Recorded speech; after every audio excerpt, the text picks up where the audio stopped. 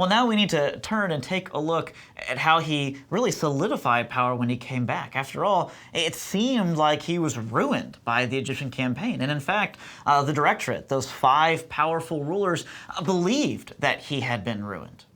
But the Directorate was facing its own problems. In fact, they had all kinds of economic problems. They had debt.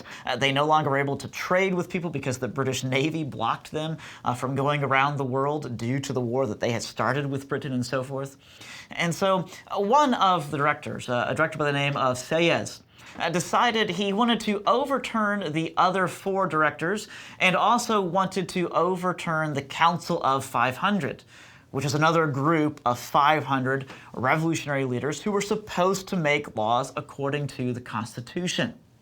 So Napoleon was brought on as Director Sieyès. He was essentially Director Sieyès' hitman, the guy who would actually be the muscle behind the takeover of the revolution by Sieyès.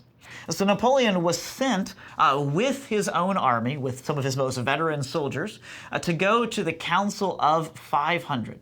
This happened in the year 1799, and he gave them an order to stop their assembly and to disband and to go home. They, of course, said, "Who are you? You're the guy who lost in Egypt and in the Middle East and had disastrous leadership capabilities over there." So they refused to listen to him, and one of them, or perhaps a few of them, began to lay hands on Napoleon and actually beat him up a little bit. He managed to escape the hall outside where his troops were waiting. When they saw the blood upon his face, Napoleon made it clear that there were traitors inside the Council of 500. He also told his army that they were working for the English. And so his army stormed into the Great Council of 500 and arrested and incarcerated every single legislature. Director Sieyès managed to actually get his wish to stop the Council of 500, but he didn't understand what he had unleashed. He had given Napoleon a direct fast track to power, because Napoleon would be made by various rulers at this point, including the Directorate, First Consul, which is essentially like a position of dictator or leader over the entire revolution, somebody who commanded both the military and the laws of France. There were, of course, 2 other consuls to try to make things a little fair, but these other 2 consuls were merely advisors.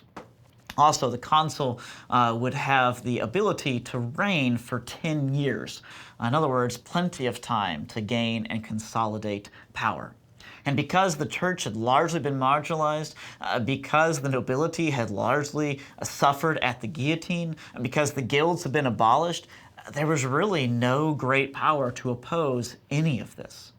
Finally, later on in 1802, Napoleon would no longer just be First Consul for 10 years, he would be made Consul for life. And in 1804, he would be made Emperor.